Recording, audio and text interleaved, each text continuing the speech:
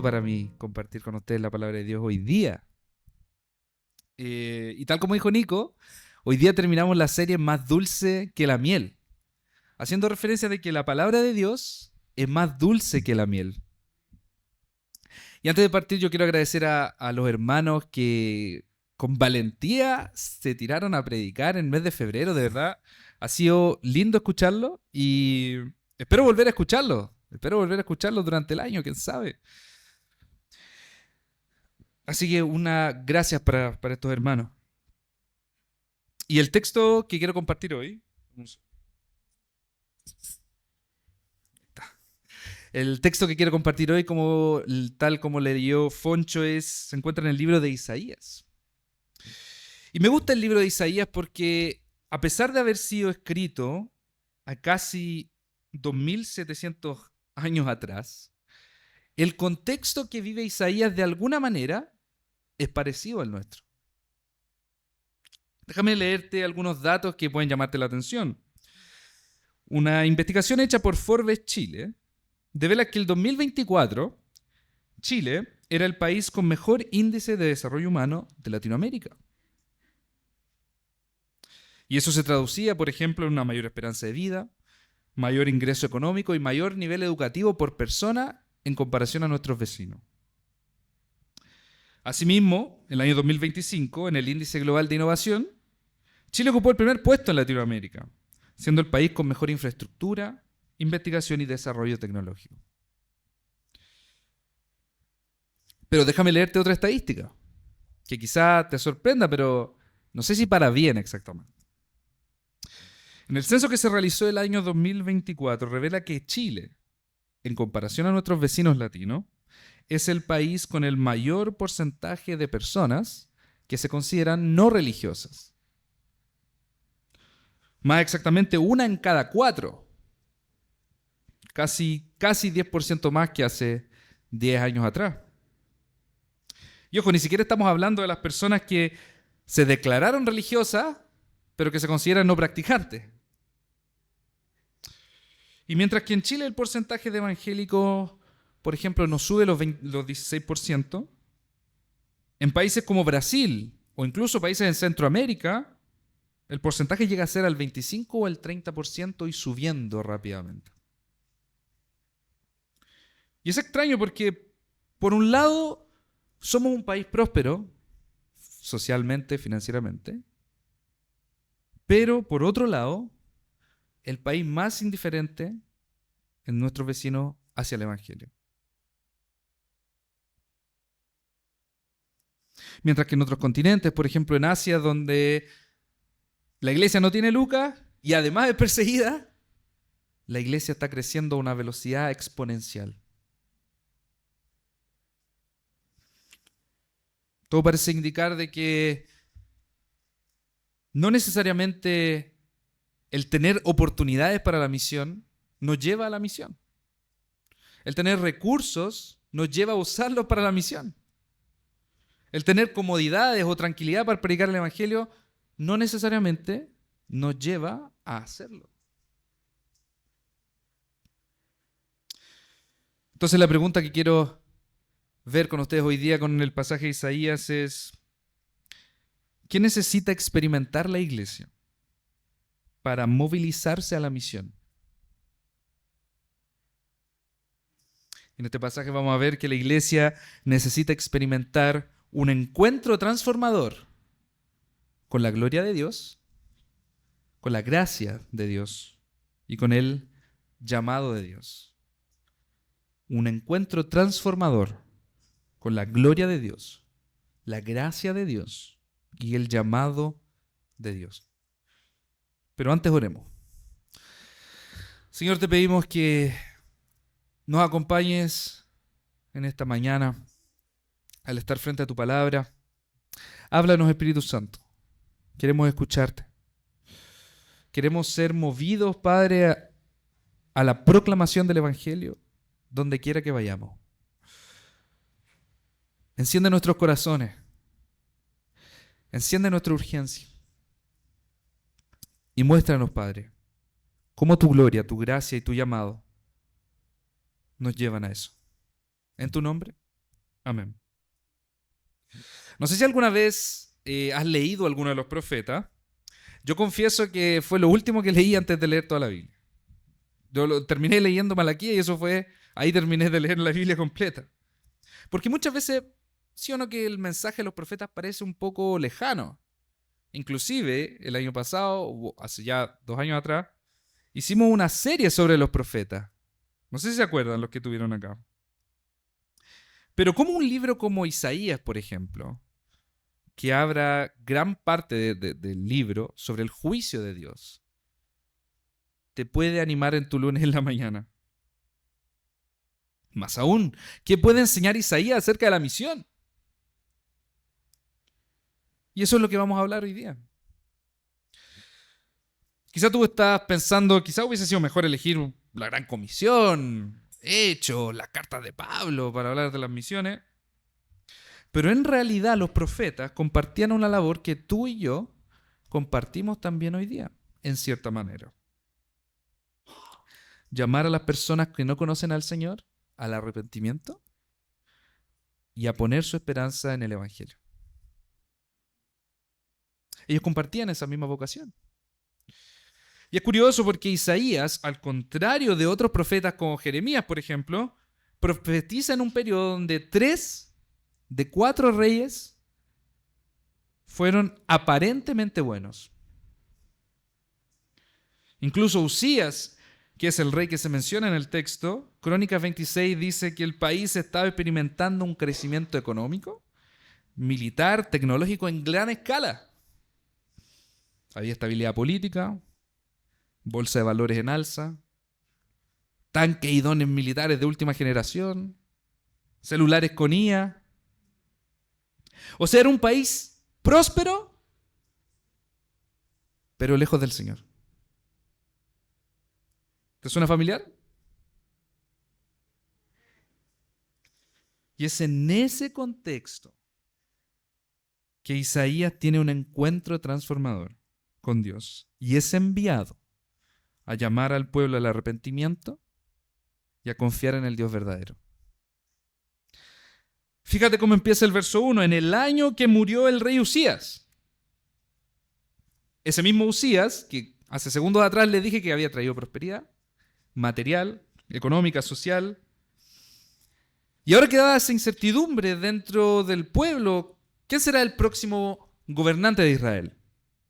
¿Será bueno? ¿Honrará al Señor? ¿Será como sus padres que no honraron al Señor? ¿Quién va a reinar Judá? Y en ese contexto Isaías recibe la visión. Vi al Señor en un trono alto y excelso, y las orlas de su manto llenaban el templo. Mientras que el pueblo de Judá e Isaías veían un trono vacío, Dios les muestra que Él mismo, el Dios eterno, está sentado y reinando en un trono alto y excelso. Pero hay otro detalle que le da aún más fuerza a esta imagen. Si te fijaste bien, solo la orla, ¿qué significa eso? El borde del manto llena el templo. Solo la parte de abajo del manto. Tal como diciendo, mi gloria no está restringida solo a este templo, sino que mi gloria es tan grande e inmensa que llena toda la tierra. Y solo al templo le alcanza un pedacito así de la orla. Entonces Dios se muestra a Isaías como un rey absoluto. El rey absoluto de todas las naciones. Y por encima de él están estos seres llamados serafines, que al parecer su razón de existir es declarar y proclamar la santidad de Dios. Tienen 6 alas, con 2 cubren sus rostros, con 2 cubren sus pies y con 2 vuelan. Y no dejan de decir el uno al otro, o sea, de un serafín a otro, Santo, santo, santo es el Señor de los ejércitos. Toda la tierra está llena de su gloria. Y al sonido de sus voces, mira el verso 4, se estremecieron los umbrales de las puertas y el templo se llenó de humo. ¿Notaste esto? Quizá lo más natural es que pensemos que a la voz de Dios, cuando Dios habla, tembla el templo, ¿no? Es lo más natural. Pero no. Aquí la voz de los serafines, que se decían los unos a los otros, santo, santo, santo, fue la que hizo que el templo temblara. ¿Te está logrando hacer una imagen de lo que está ocurriendo acá? Y entonces el templo se llena de humo. ¿Te suena familiar esto del humo? Si has tenido la oportunidad de leer el libro de Éxodo, vas a recordar un episodio donde Dios, luego de rescatar a su pueblo de la esclavitud de Egipto, lo lleva al desierto y se revela en un monte llamado Sinaí. La Biblia relata en ese momento que cuando Dios se revela y le habla al pueblo, todo el monte se cubre de humo, representando la manifestación de la gloria de Dios en ese lugar. Y cuando Dios habló, tembló la tierra. Y el pueblo quedó aterrado. Tanto así que el pueblo después le ruega a Moisés, no queremos que Dios nos hable. Imagínate eso. No queremos que Dios nos hable. Sino que habla tú con Dios y después tú sé nuestro intermediario. Tanta era la gloria de Dios que hacía que ellos temblaran de miedo, literalmente. Y esto es exactamente lo que está pasando acá. Isaías tiene un encuentro con la gloria de Dios. Una gloria de Dios que, como vamos a ver a continuación, no lo deja inmóvil, sino que responde igual que los israelitas, con terror a principio. Iglesia, si somos honestos, quizás muchas veces nosotros hemos perdido el asombro por la gloria de Dios. Tenemos que tener la claridad que aquello que nos asombra es aquello que nos mueve. Aquello que más cautiva tu imaginación es aquello que te va a mover. Quizás sea tu carrera, imaginando cómo te verías en ese puesto de trabajo que quieres. Tu independencia, de nuevo haciéndote la imagen de cómo se vería esto. Y eso te asombra a tal punto que te mueve a trabajar horas extra, a ahorrar.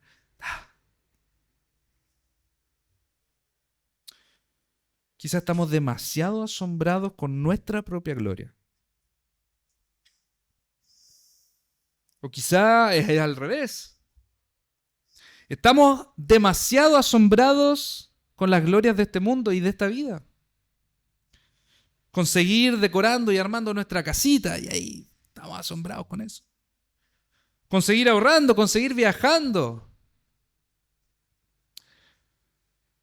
Todo nos asombra al punto de que vivimos distraídos, asombrados por esto, por esto. Son como los niños que a la primera semana están entretenidos con sus juguetes y ahí. Luego, a la semana ya se le olvida que tenía otro juguete, que era otro, y así. Eso no significa que estas cosas sean malas. Ese no es el punto. Pero tenemos que entender, iglesia, que vivimos en un mundo, una cultura que trata de asombrarte constantemente. Si compras este auto, imagínate. Y ahí está, el marketing, trabajando para eso. Para que tú te imagines cómo te verías en este auto y te asombres.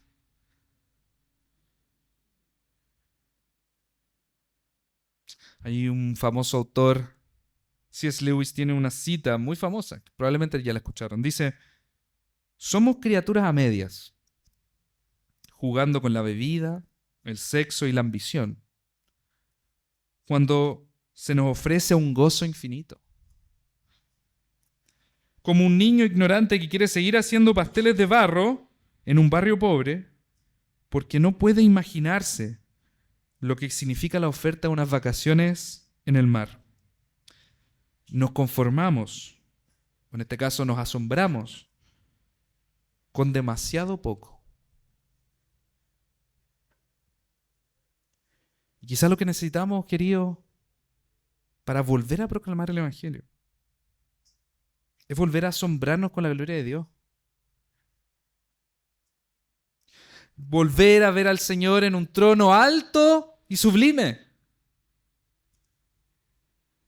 Porque solo una iglesia que ha tenido un encuentro con la gloria de Dios puede ser impulsada a la misión. Sin embargo, no basta solamente que hayas tenido un encuentro con la gloria de Dios. Mira lo que dice el verso 5. Entonces grité, ¡ay de mí, que estoy perdido! Soy un hombre de labios impuros y vivo en medio de un pueblo de labios impuros. Y mis ojos han visto al Rey, al Señor de los ejércitos. Este encuentro con la gloria de Dios no solo reveló quién era Dios, sino que reveló quién era Isaías también. Un hombre de labios impuros que habitaba en medio de un pueblo de labios impuros. Que no podía tener un contacto con la gloria y la santidad de Dios directamente por su inmundicia.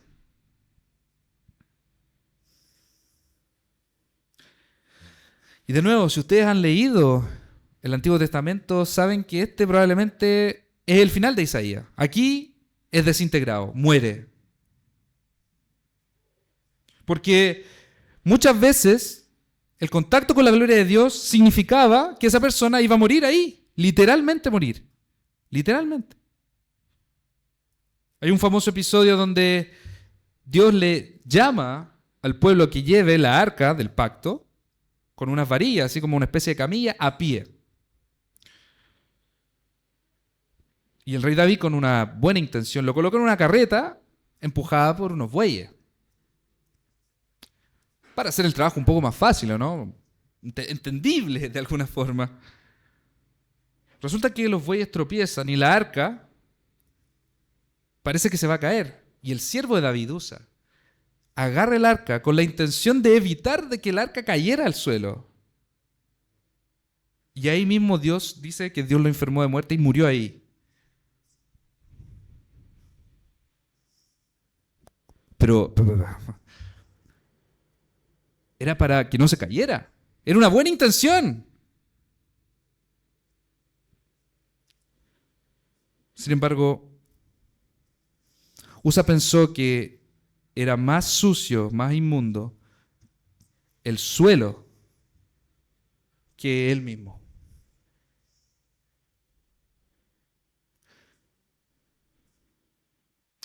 Y eso es porque con la gloria y la santidad de Dios no se juega.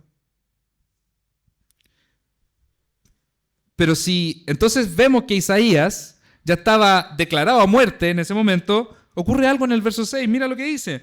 En ese momento voló hacia mí uno de los serafines, traía en la mano una brasa que con unas tenazas había tomado del altar. Mira, esto ha tocado tus labios. Tu maldad ha sido borrada y tu pecado perdonado. O sea, Dios envía a uno de estos serafines, estos mismos serafines que estaban cantando Santo, Santo, Santo, para tratar con un pecador. El trono excelso de Dios. Él se detiene para tratar con un pobre Isaías. Y es aquí donde Isaías tiene un encuentro con la gracia de Dios. ¿Por qué? Porque en esa brasa encendida, como recién sacada, no viene de cualquier lugar. Viene del altar. el lugar donde se sacrificaba a un inocente para que un pecador pudiera vivir. De ese altar, el serafín sacó una brasa encendida.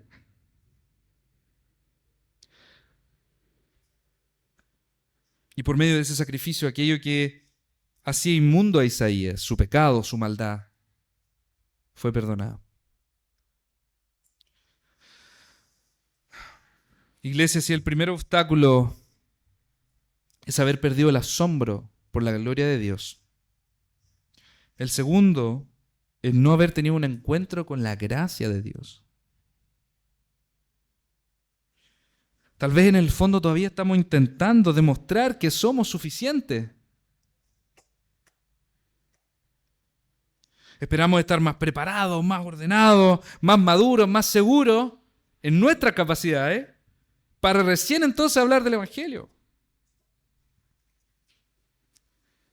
Pero queridos, la misión no nace de nuestra suficiencia moral. Nace cuando entendemos, así como Isaías, que somos hombres y mujeres de labios impuros y habitamos en un pueblo de labios impuros. Cuando reconocemos que ni siquiera somos dignos de estar delante de Él, ¿cuánto más hablar de su mensaje? Pero que sin embargo, Él se acercó. Y eso, queridos, es profundamente liberador. Porque la gracia nos saca del centro.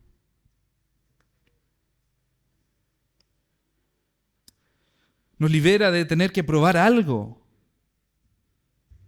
Nos libera de parecer espiritualmente competentes. Porque la proclamación del Evangelio es la respuesta. Es la respuesta agradecida de quienes saben que fueron limpiados cuando no tenían nada que ofrecerle a Dios. Por eso, solo una iglesia que ha tenido un encuentro transformador con la gracia de Dios, son impulsados a la misión. Por último, iglesia, somos impulsados a la misión cuando tenemos un encuentro con el llamado de Dios. Verso 8. Entonces, oí la voz del Señor que decía, ¿a quién enviaré? ¿Quién irá por nosotros? Y respondí, aquí estoy, envíame a mí. Esta parte quizás sea muy inspiradora, ¿cierto? Muchos de ustedes quizás lo han visto en un cuadro, en un post de Instagram. Pero si vamos siguiendo el texto, Isaías quizás debería ser el último a voluntariarse. Hace algunos instantes atrás estaba aterrado con la gloria de Dios. Entonces, ¿por qué responde el llamado de Dios? ¿Será que Dios necesitaba a Isaías? ¿Estaba corto de profeta y necesitaba a alguien? ¿Será que Isaías escuchó sin querer la conversación celestial y dijo, yo lo estaba escuchando y yo puedo ir? No, Dios acá hace una pregunta abierta y le da el privilegio de Isaías de decir, yo, envíame a mí. Dios hace esa pregunta porque busca generar en Isaías, en ese ímpetu. Como cuando la profesora en el colegio pedía un voluntario para ir a buscar algo afuera de la sala. Todos levantaban la mano porque ahí uno aprovechaba de quedarse 10 minutitos fuera de la sala, pasearse. Todos querían ser voluntarios ahí.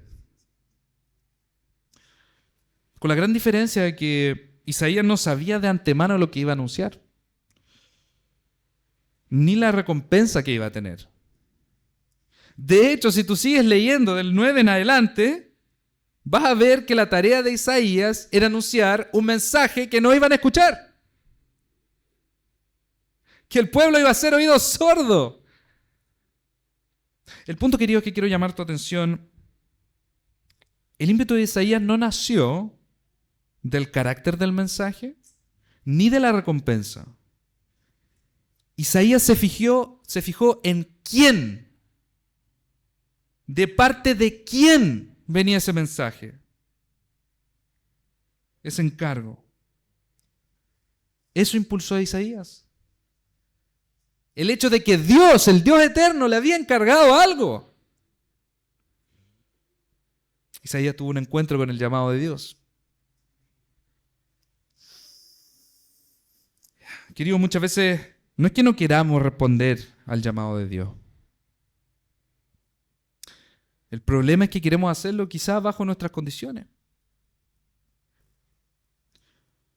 Aquí estoy, siempre que sepamos para dónde vamos, siempre que entendamos cuánto nos va a costar, siempre que el impacto en nuestra comodidad sea más o menos razonable. Pero Isaías, nuevamente, insisto, no pregunta primero el resultado.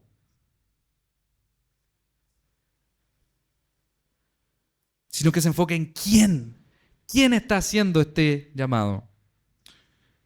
Es como, por ejemplo, probablemente cada uno de ustedes tiene, si alguien los llama, por ejemplo, si son casados, su esposo o su esposa, ustedes van a contestar. No importa el momento. Aunque sea para decir, hola, ¿cómo estás? No importa qué te va a decir, importa quién está llamando. Si llama a mi esposo, yo voy a contestar. Esa es la idea.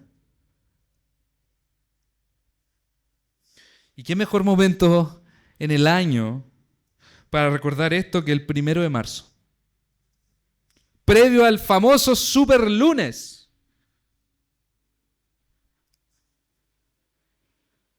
¿Quién nos envió al barrio Yungay, iglesia?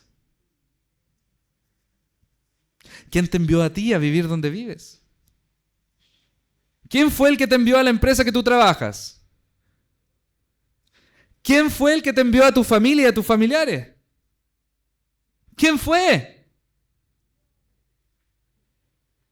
El Dios eterno, el que está en un trono alto y sublime. Él te envió a ti. ¿Qué necesitamos entonces, iglesia, para ser impulsados a la misión? Tener un encuentro con la gracia de Dios, con la gloria de Dios, un encuentro con la gracia de Dios y un encuentro con el llamado de Dios. Ahora, quizás tú te estás preguntando, naturalmente, entiendo, necesito tener un encuentro transformador con Dios, pero ¿cómo lo hago? ¿A dónde voy? Casi 700 años más tarde de esta visión de Isaías que leímos ahora, Juan relata en su evangelio que Isaías en realidad estaba hablando de Jesús. El enviado por Dios, el enviado de Dios por excelencia a proclamar las buenas nuevas del reino. El mismo Jesús que se transfiguró frente a sus discípulos, mostrando de que Él era la gloria del Padre. Mostrando que la ley y los profetas apuntaban hacia Él. El mismo Jesús que mediante su sacrificio en la cruz encarnó el perdón y la gracia de Dios. Y finalmente el mismo Jesús que en su resurrección le aparece a sus discípulos declarando: la paz sea con ustedes. Como el Padre me envió a mí, yo lo envío a ustedes. ¿Quieres tener un encuentro con la gloria de Dios?